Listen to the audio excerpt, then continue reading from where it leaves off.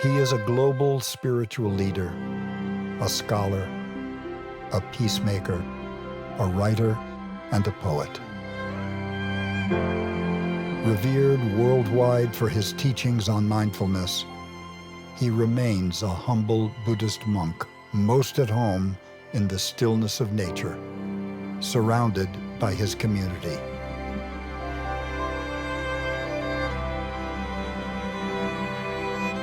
Thich Nhat Hanh has written over 100 books, read by millions worldwide. Martin Luther King publicly nominated him for the Nobel Peace Prize.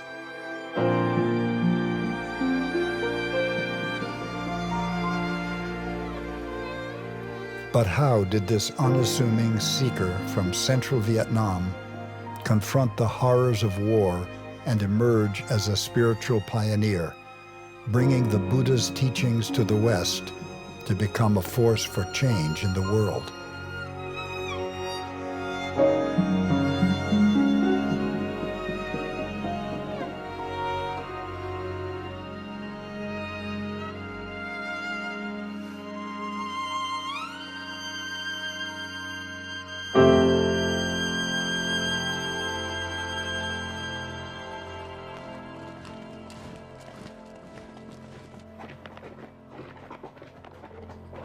Thich Nhat Hanh was born in central Vietnam in 1926 under French colonial rule. Even as a child, he was aware of the political instability and turmoil in his country. At the age of 9, he saw a picture of the Buddha on a magazine cover and experienced a deep desire to be as calm and peaceful as that Buddha.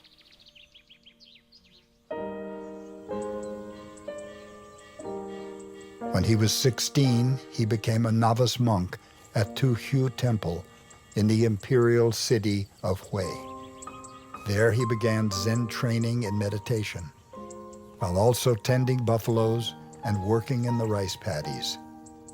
He soon mastered classical Chinese and French and devoted himself to the study of ancient Buddhist texts.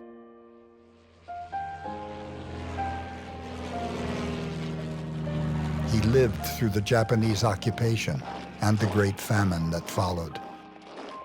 Whilst many of his peers turned to foreign ideologies and violence, he was determined to find another way to liberate his people from suffering.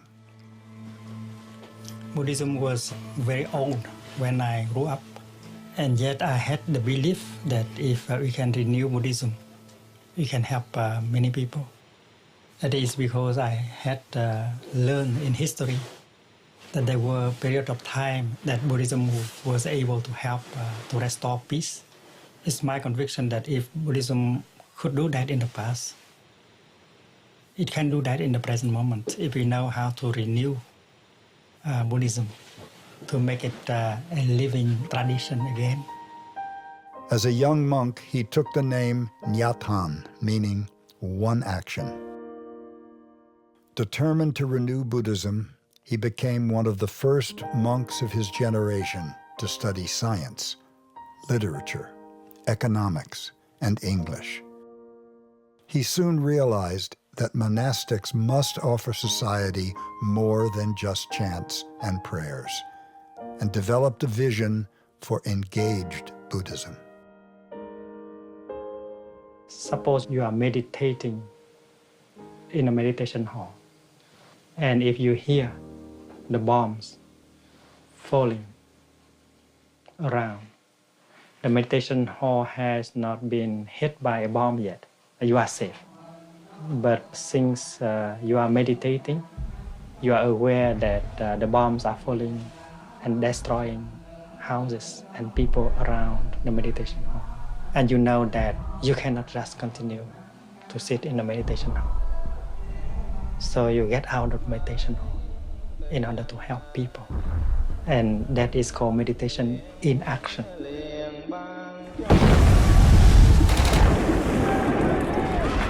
In 1954, as the communist North and anti-communist South vied for dominance, Vietnam was divided and violence raged.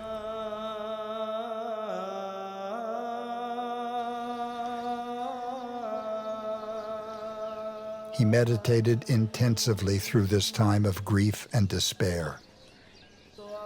Only when he discovered the practice of mindful breathing in an ancient text did he find the key to heal his suffering.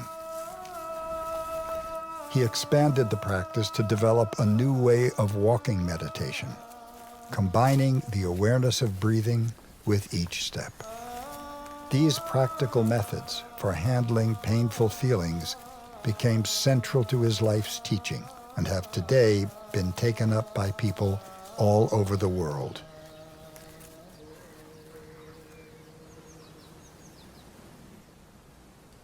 He and his friends established a mountain refuge where they could restore their spirits. They called it Phuong Boi, fragrant palm leaves. They realized that only by coming together as a community, close to nature, could they resist the oppressive atmosphere of anger and despair and sustain their efforts to renew Buddhism. It was during this time that Thich Nhat Hanh met a young biology student pioneering a new approach to social work in the slums of Saigon. Inspired by his teachings, she went on to become his lifelong collaborator, later receiving the name Sister Chan Kong. After just 4 years, deadly fighting reached Phuong Boi. Thich Nhat Hanh and his friends were forced to abandon their sacred refuge, and their dream evaporated like a cloud.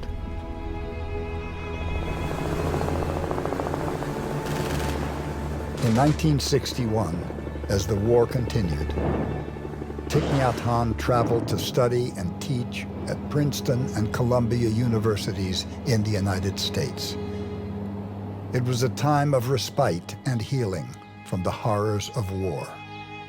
His meditation deepened, and he touched the possibility of true peace, freedom from hatred, fear, and sorrow in the heart of the present moment. He later described his insights there as the first blossoms of awakening.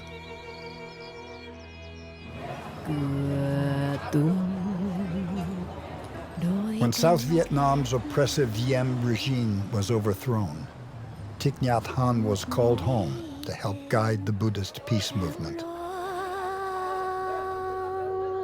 Soon he became a leading light in this non-violent third force that refused to take sides in the conflict. He and his colleagues founded a publishing house, a university, and a leading Buddhist journal which printed 50,000 copies every week.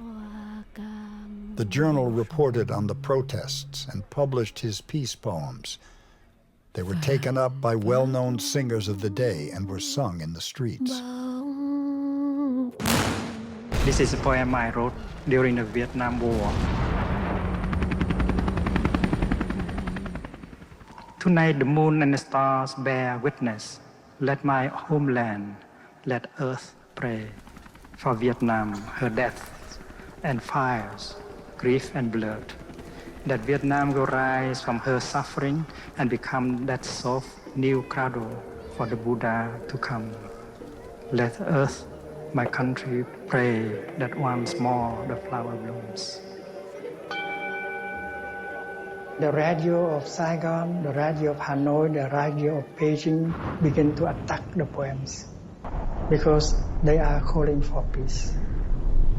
No one wants peace. They want to fight to the end. I have suffered a lot. I have known what is the war. I have seen brothers and sisters dying. And I myself escaped death in a very narrow way.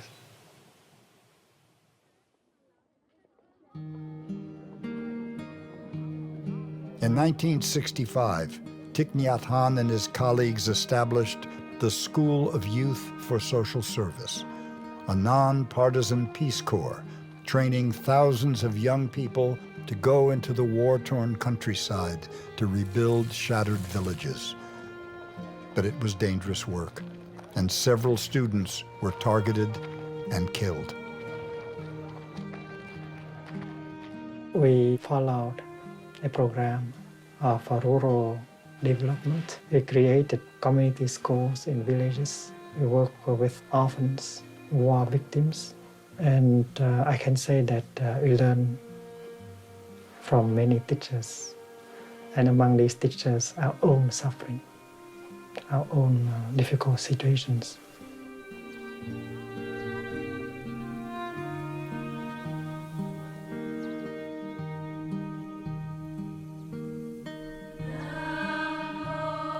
In February 1966, Thich Nhat Hanh created a new Buddhist order. Today, the order has over 3,000 members worldwide. The Order of Interbeing was born as a spiritual resistance movement, and it is based completely on the teaching of the Buddha. And if you read the first mindfulness training, you know that this is the practice of non-attachment to views, freedom from all ideologies. This is a direct answer to the war.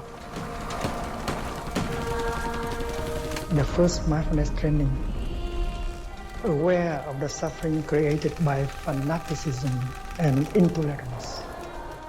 We are determined not to be idolatrous about or bound to any doctrine, theory, or ideology, even Buddhist ones. This is the lion's roar.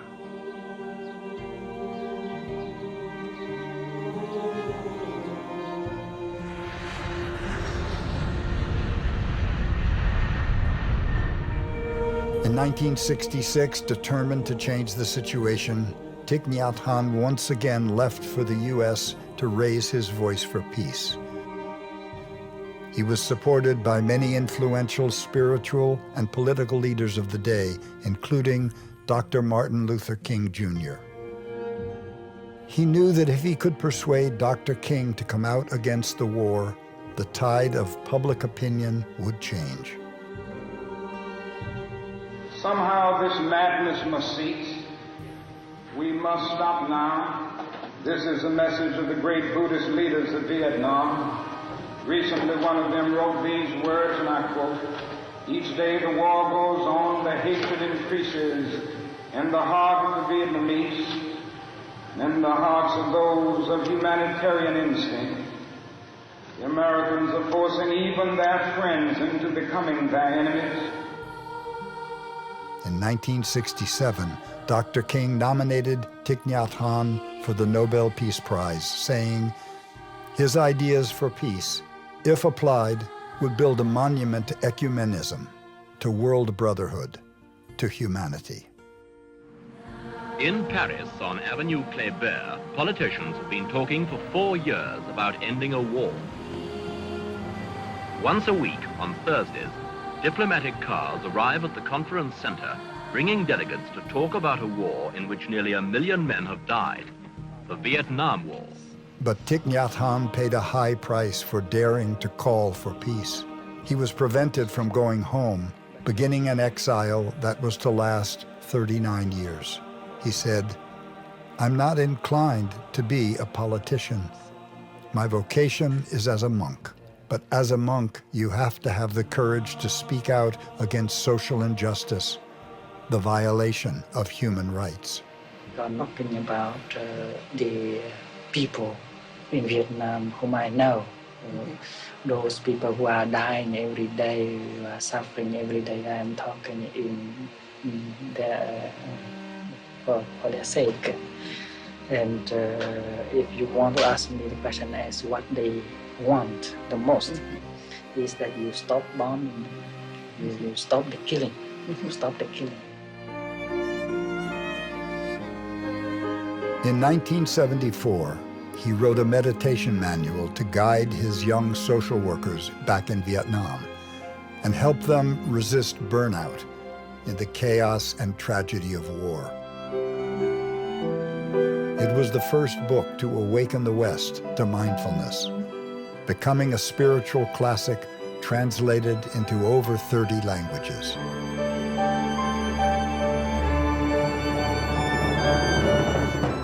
By 1978, the plight of Vietnamese refugees fleeing the communist regime had become a major humanitarian crisis. In Singapore, Thich Nhat Hanh and Sister Chan Kong rented 2 ships and rescued hundreds from the high seas.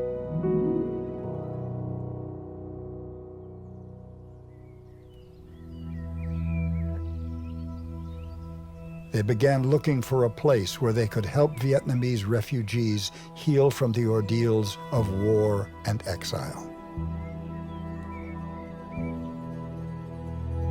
They found land in the south of France, which they named Plum Village, after planting over 1,000 plum trees in the fertile ground. Word spread that Plum Village was a place to deepen meditation practice and receive the Zen master's direct guidance. Intellectuals, artists, social workers, and activists traveled there from around the world. He led retreats in America and Europe and nurtured many of today's leading mindfulness teachers, pioneering a new way of communicating Buddhist teachings. You walk, you do it as if you are the happiest person in the world. And if you can do that, you succeed in walking meditation.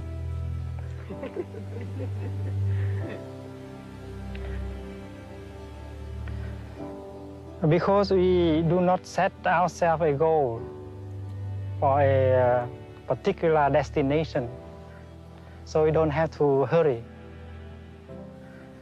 Because there is nothing there for us to get. Therefore, walking is not a means, but an end by itself. But he soon came to realize that only lifelong committed practice and the trust of a student-teacher relationship would lead to lasting transformation.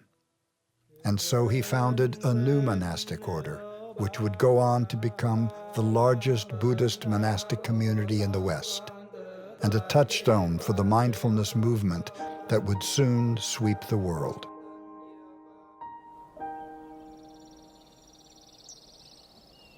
Responding to the growing demand for his teaching and practice, by the early 2000s, the Zen master had established monasteries in Southern California and New York State. These were followed by centers in Vietnam, Mississippi, Paris, and Germany, and later in Hong Kong, Thailand, and Australia. He saw that in order to transform violence and fanaticism around the world, we would need to come together as brothers and sisters in the human family and learn the art of cultivating peace. He understood the potential for collective meditation practice to help transform the alienation and loneliness of the modern world. His retreats grew from groups of tens of people to international gatherings of thousands.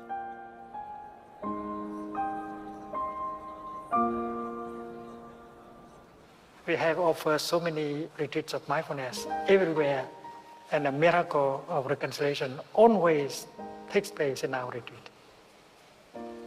We learn how to listen to our own suffering. We learn how to look at the suffering of the other person. We suffer less after 4 days of practice.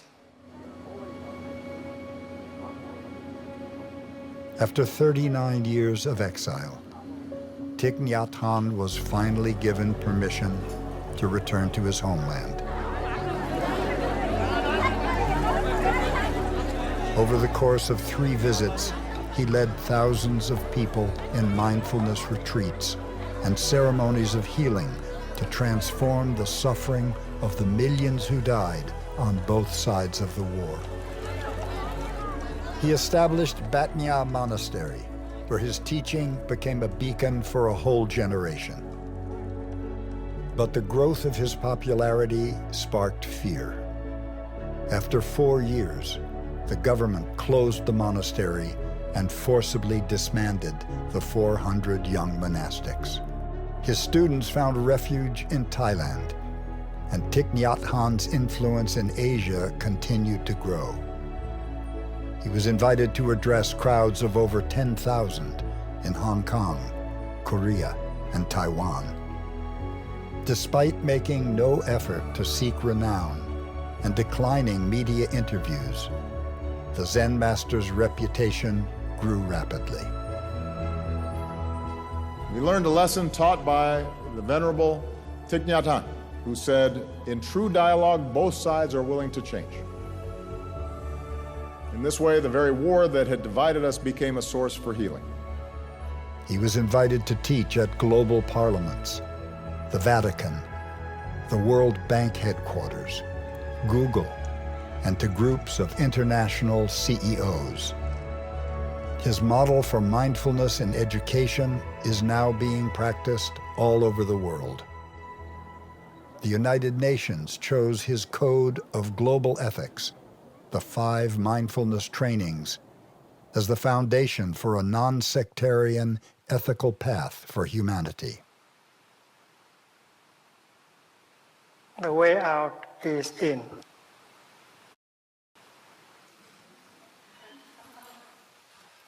Go back to oneself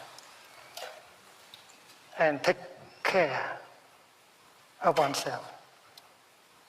Learning how to generate a feeling of joy, learning how to generate a feeling of happiness, learning how to handle a painful feeling, a painful emotions, listening to the suffering, allowed understanding and compassion to be born and suffer less. In his 89th year, Thich Nhat Hanh suffered a major stroke. Undaunted, his spirit undiminished by physical adversity, he did not give up on life or his vision for the future. He chose to use the last chapter of his life to return to Tu Hieu Temple in Vietnam and connect his global following with their roots.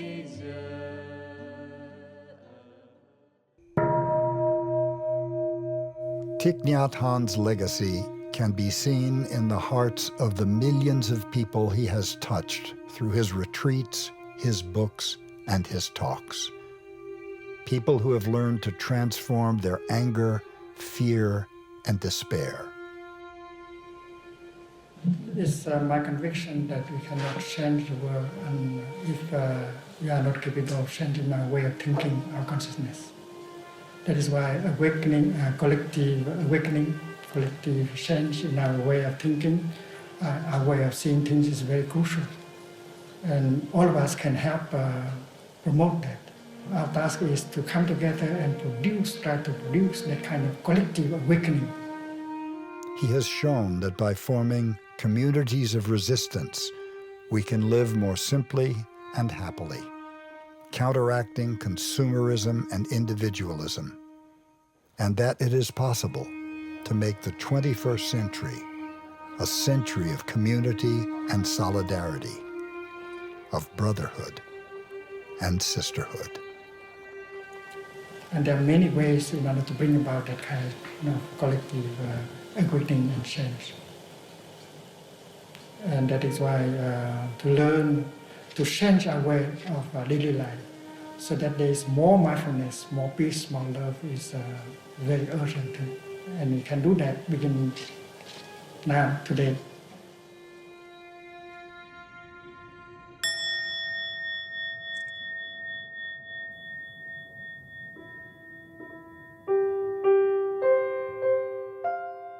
When you wake up and you see that the earth is not just the environment. The earth is in you. You are the earth.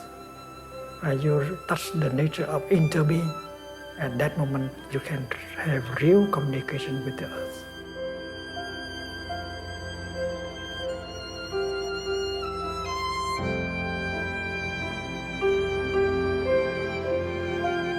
We know that many civilizations in the past have vanished, and this civilization of ours can vanish also. We need a real awakening, a real enlightenment. We have to change our way of thinking and seeing things, and this is possible. And our century should be a century of spirituality. Whether we can survive or not depends on it.